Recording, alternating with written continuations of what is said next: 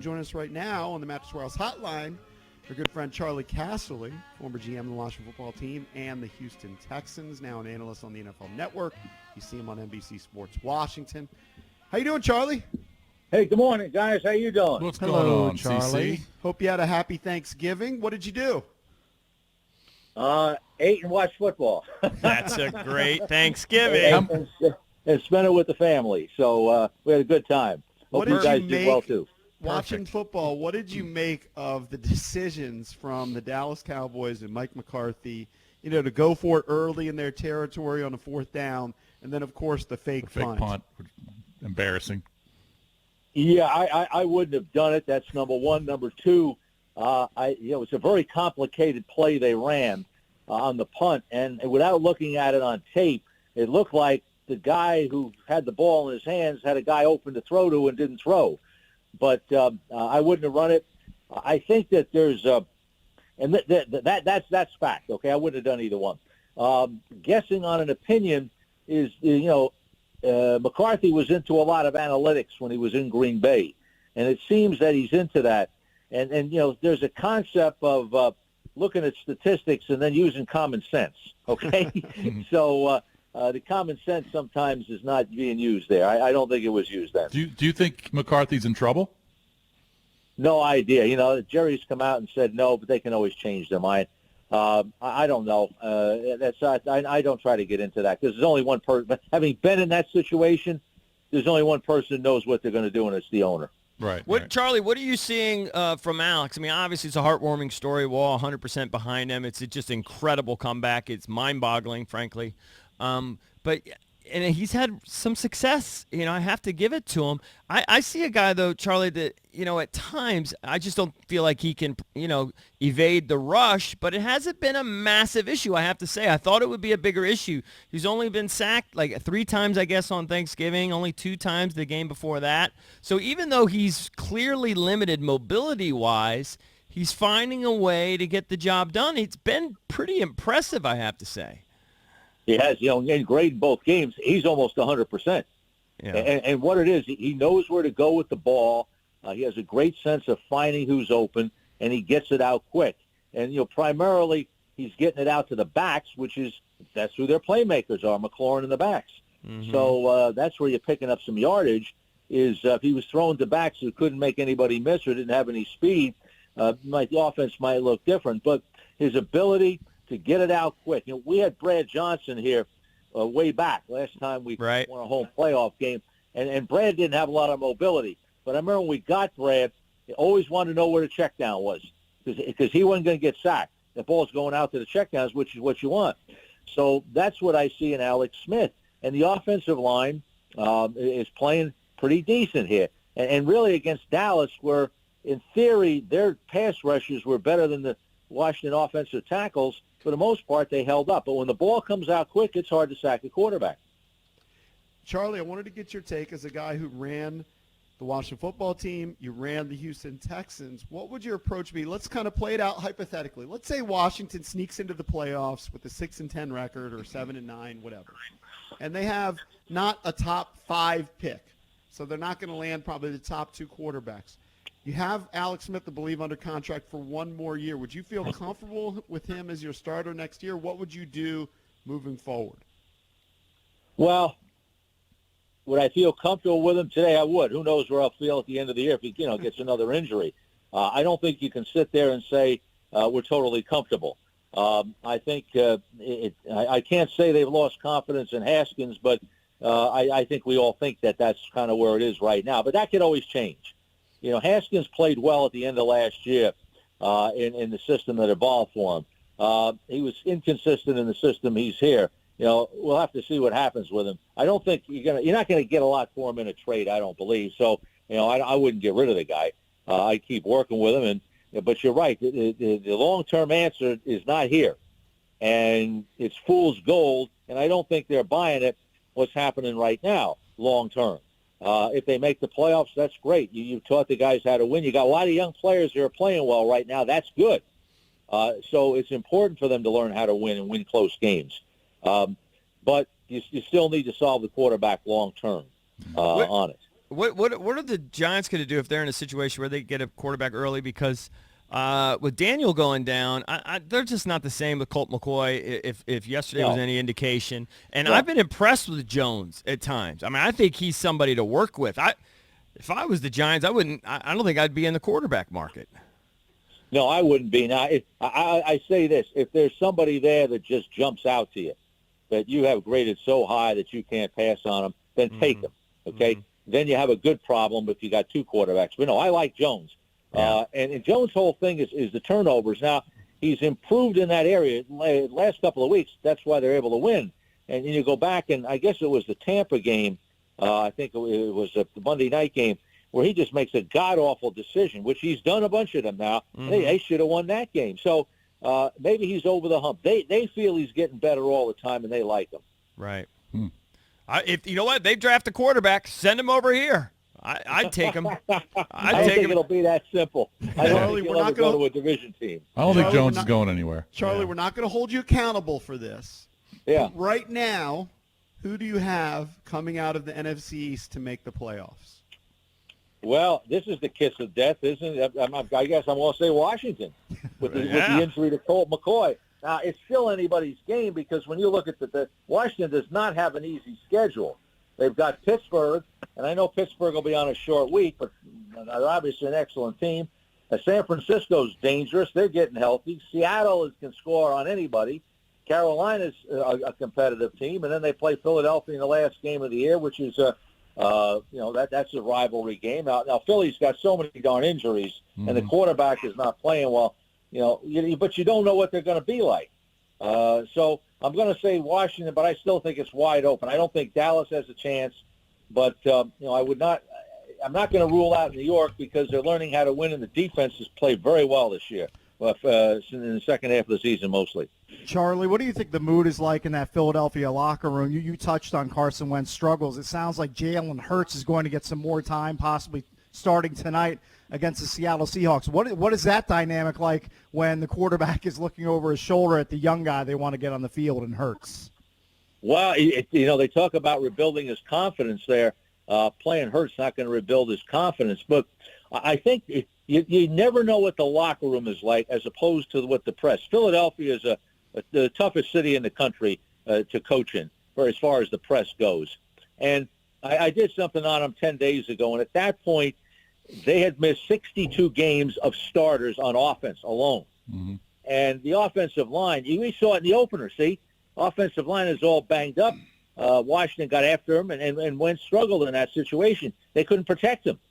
And that's probably what you're dealing with. He's trying to make plays when he shouldn't. And if you change coverages on him, he's a little slow reacting to that. But their whole system is based on the offensive line, being able to protect their quarterback. It is since Andy Reid. They haven't been able to do that since day one.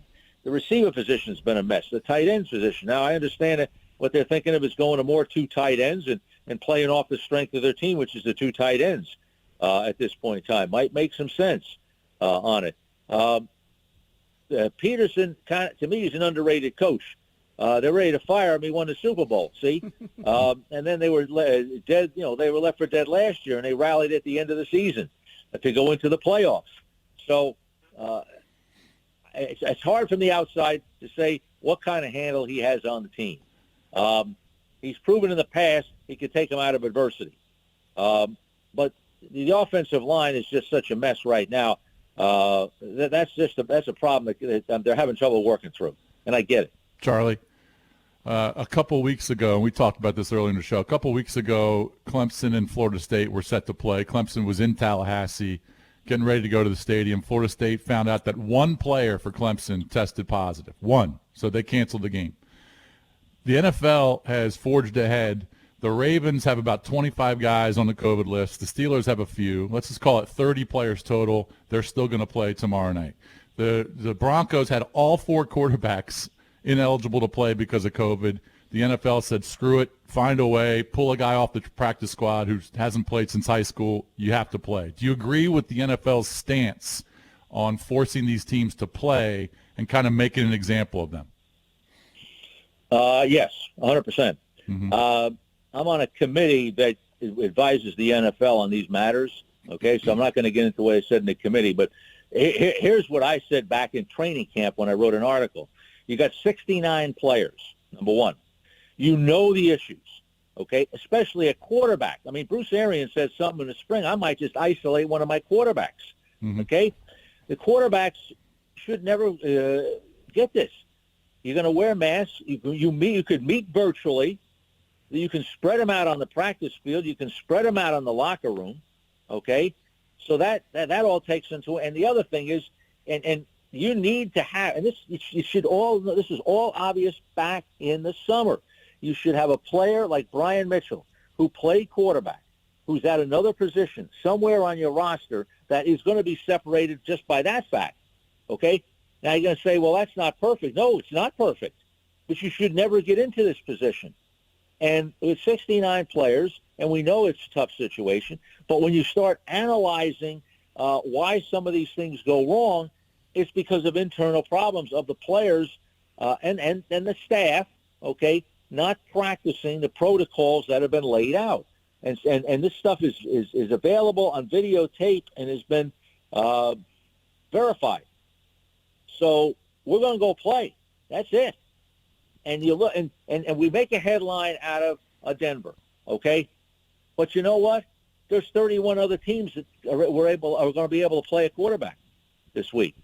So I'm with them 100%. We're going forward now. Well, the problem is there, Charlie, is not all of those quarterbacks for the Broncos tested positive. Only one, Drew Lock did, but then the other two were they were deemed ineligible just because of contact.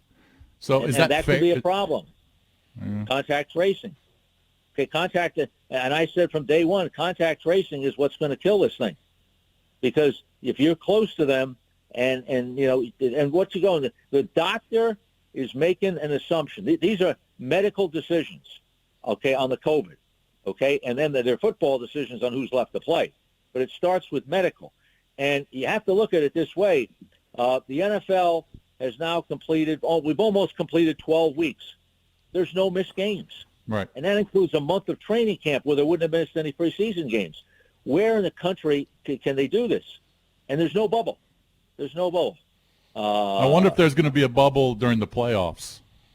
Good question. There's different theories on it. Mm-hmm. The problem with the bubble is if you move the bubble, and San Francisco right now may have to go find a place to play and practice. You have to move a lot of personnel with you. And what about can you move all your medical doctors with you? That's hard to do. And we got 69 players. We don't have 12 or 13 or 14 what they had in the NBA. Mm-hmm. And then you're going to have everybody living in close quarters, and then now you get, I'm going to use the term cabin fever. And some of the problems that come up have been on the road, okay, with players congregating. And that happened to, there's at least one team where that's the root of all their problems. Okay, and I don't remember which team it is. And if I did, I probably shouldn't say it anyway, but I don't remember who it is. So I'm all for it. The medical people are not sold on the bubble concept. So the tricky one is this, okay? We got the playoffs. We played 9 games in 82, and we won a Super Bowl in Washington. Mm-hmm. So the playoffs have already been set. There's enough games to go have a playoff, a legitimate playoff tournament, okay? The problem, the million-dollar question, and it's more than $1 million question, is Denver had to play with a practice squad quarterback yesterday, okay? Mm-hmm. It's Super Bowl Sunday. Do we play with a practice squad quarterback? Right. Can't do it. The biggest game of the year. Can't do it. Okay. They got to be flexible. You can't do that. Then we got to postpone the Super Bowl. Yep. Well, you're going to move it a week. Yeah. Okay. That can be quite complicated too. See. Yeah. So that's the real question to me is when we get to that game, because we'll get to that game. We've proven we can get through 12 weeks. Well, then I think maybe in that instance, then maybe there is for the Super Bowl. Maybe everybody just locks down. Yeah. Right. Yeah. That's what you have to think about. And I think that I think everybody has to look at Denver and say, what's our plan to avoid Denver? Mm-hmm. What's our plan to avoid Denver? Can't have that happen. Well, like you said, McCarthy was talking about, and I think that's why they have extra kickers and all that kind of thing, just kind of isolating one of the quarterbacks and have them in a different meeting room or Zoom in or something, Right. Yeah. Bruce Arians said that back in the spring. Yeah. Okay? and I agreed with it when I wrote my article about how to attack the virus from a team point of view. Right. And Philadelphia, hey, their practice squad quarterback who got signed by Dallas was living in Texas. Okay, Right. he was isolating down there. I guess whether that was safe or not, we don't know. So, By the way, It's what do just you crazy. make of the Bruce Arians Tom Brady relationship, and what do you make of the Buccaneers? well, they lost yesterday, but they lost to a team that's lost one game all year, and that Sure. could have been a fluke. And they had the ball with a chance to go tie it to win it. So it's not as if they got embarrassed or blown out. Now, I have to admit, without looking at the all-22, it seemed a little strange, but they weren't doubling Ty Hill, okay? That's the first thing you do when you play your game plan. Everybody seems to tell you got to stop Ty Hill deep, okay? So I'm not sure that that's fair to the offense there. I like Bruce a lot. I do not agree with some of his public statements. He's challenging the quarterback, and Brady's handling it like a pro. I don't think that's necessary. I think, you keep it in-house. The statistics are inconsistent about Brady deep in the past. New England, he threw the ball deep well last year. He looks awful at times. I watched the Monday night game in detail, and the number one thing, and I had to preview the game for NFL Network this week, and the number one thing, when you talk to teams, how do you play their offense? You affect Brady. It's the same thing, but you can affect them a little bit more here, it seems. Their offensive tackles, I think you can beat them. You can beat them inside. So you get pressure on Brady a little bit easier, and that affects all quarterbacks. And the deep ball, I mean, some of the ones he threw were not smart. I don't even know why he threw them in some of those situations in Tampa. But his second interception, which looked very ugly on tape against the Rams, to me, he gets hit on the play. Now, maybe he didn't, but the tape looked like he got hit, and that's why the ball sailed. I haven't watched yesterday's game yet, so I don't have an opinion on it. It's not the New England offense. It's not offense that is built around inside the hash marks, which that's his strength. But he always had a slot in the tight end. He's got the tight end. But finding the slot without Miller, who's gone, seems to be a problem for him. But I can't write him off yet. So I think they could be dangerous in the playoffs, but they don't match up well with the Saints because of the Saints' defense and pass rush.